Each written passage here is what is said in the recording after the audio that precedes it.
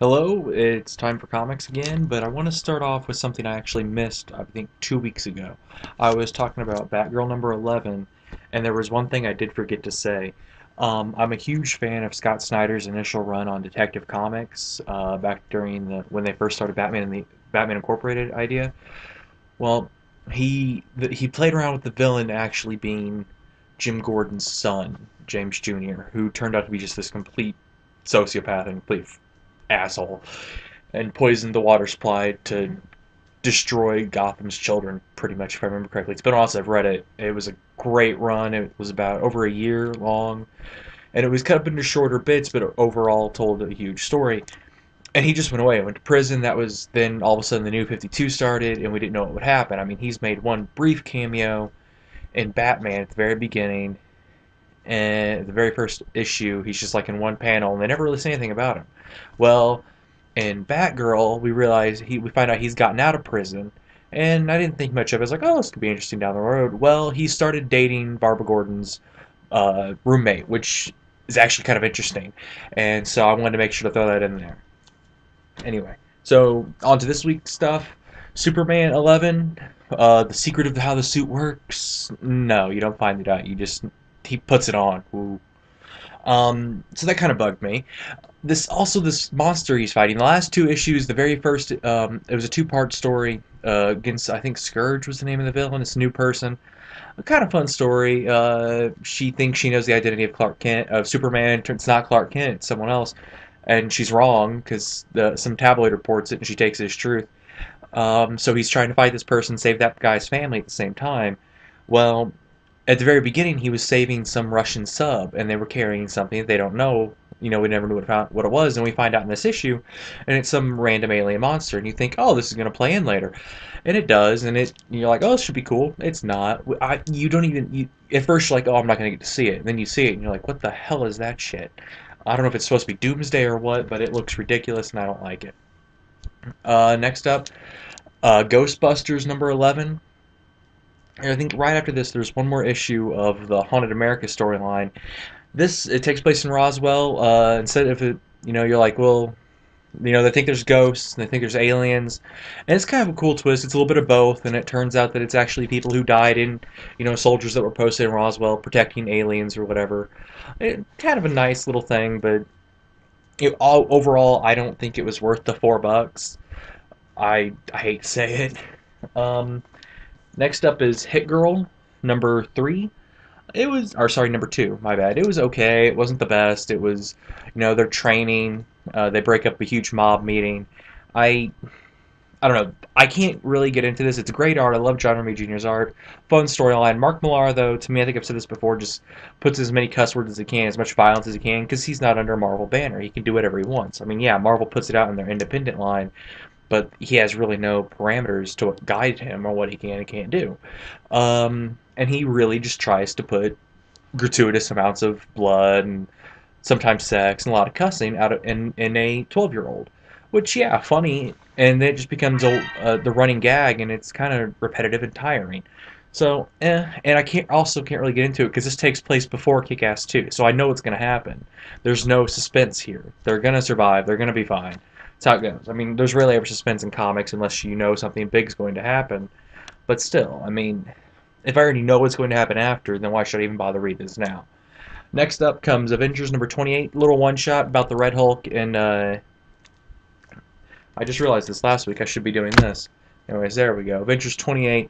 Red Hulk, during Avengers vs. X-Men, decides to go and try to kill Cyclops. Well, doesn't work out so well. It's a fun little story about what's going on in his little one-shot. And, I mean, it wasn't as fun as the one-shot in New Avengers this month, or was it last month? I think it was this month. I don't remember the number off the top of my head, but that was fun.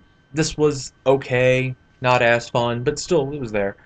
Next up, Secret Avengers number 29. The cover's got Black Widow, featured predominantly with the rest of them just sprinkled around. She's barely in it. She stays at the base babysitting, and Hawkeye, Venom, and one other person, I can't remember off the top of my head, go to some, like, secret villain strip club, which is actually kind of funny. And they find Taskmaster, who I think is widely underused. He was originally brought out as this guy who can mimic any person's ability. That's why he has a sword, a shield, and a bow and arrow. He can do anything that Captain America can. He can do. At one point, he was fighting with Captain America's shield because he caught it when he threw it. That was kind of cool, and I think it was in Battle Scars, or else it was vice versa. But he's just widely underused, and I honestly think that if they got rid of the really shit costume, it could do a lot with him, and he could become a pretty major player in the villain circle. But they're not, and it kind of bugs me sometimes. Next up, Captain America and Iron Man, what number 634. It's kind of fun. I mean, after the last issue where Iron Man's suit gets pretty much destroyed, he's able to save it a little bit so he doesn't die, but he can't really do much else.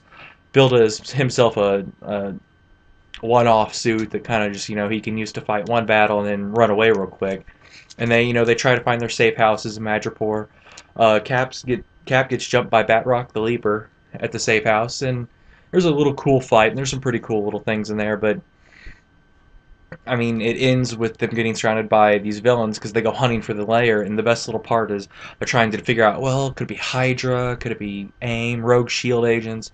Cap just looks and goes, it's AIM, and Iron Man's going, how do you know? And turned around, there's all this AIM stuff, and he's like, oh, that's how you know. Okay, that was a fun little ending, but other than that, it's fun. It's better than the previous issues have been in the Captain America and titles. Next up is Batman: The Dark Knight number 11 with Scarecrow. I'm a big Scarecrow fan.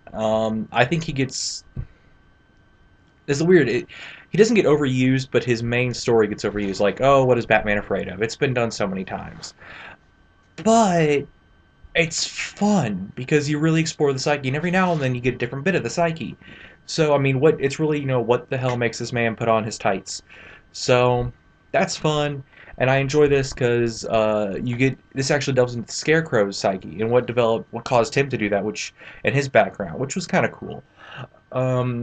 It says in Search of Commissioner Gordon, you never really, if I remember correctly, never really see much. I mean, I read it one time, put it back in here, and it was good enough that, I mean, I'm actually enjoying this title. When it first came out, I wasn't.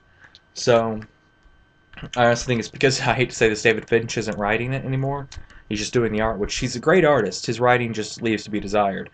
Other than that, I'm really excited. It ends with Batman getting injected with all these fear toxins that are brand new. It's always brand new, and he's always getting injected. So I guess the next issue we'll dive into his psyche again, which I'm interested in seeing, but seen it before, but whatever. Next up, Green Lantern 11 takes place right after the Indigo arc that just ended, and right after they're still on the planet. They free Sinestro from their into Hal Jordan's care. They reverse the rings so Hal Jordan can now use his own ring without Sinestro eliminating him. He tests it by punching Sinestro in the face, which was enjoyable. Black Hand got free in the last issue of this Indigo tribe, like he's put under their spell in Blackest Night. He got free, made his own, killed himself, came back from the dead with a black ring, like you do. And he's gone off, raised his family. He's decided he's going to kill the whole world, like you do, and everything will be fine. They go looking for the Book of Black, where Sinestro is keeping it, and he all of a sudden, as soon as they open it, boom, they're right there in Black Hand's living room. And it's going to take off from there in the next issue. This is kind of steady. I mean, I haven't been the biggest fan of this title off and on, so I'm enjoying this arc so far. It's only one issue in, but I think there's only going to be one more, because after that comes a 0 issue, then the third army, or whatever the new big storyline from Green Lantern is. Next up, Captain America 15, which is one of my default favorites already, because Epting is doing the cover art. I wish he was doing the interior art. He comes back in 18 for the interior art for Brubaker's last issue. This is actually pretty good. Nice little twist. There's an army invading every now and then on different parts of the country, and Cap's trying to fight them off. And there's a TV pundit, Bill O'Reilly type person, who's yelling and screaming how Cap just can't get the job done. And there's a nice little twist at the end with him. It's a pretty good story. I suggest picking it up, just mainly, if not for the art, then Brubaker. It's his last story arc, and I think he's going to put as much as he can into it. My pick of the week, though, is another Brubaker story with another Epting cover, Winter Soldier number 8. I don't have much time, so I'm just going to tell you this. You see here, it's got Winter Soldier and Black Widow fighting. They don't do that in this issue, but Black Cat gets kidnapped by the main villain and is brainwashed to like how she used to be a Russian spy. And I can't wait to see how this plays out. Now, my pick of the week is a DC pick this time.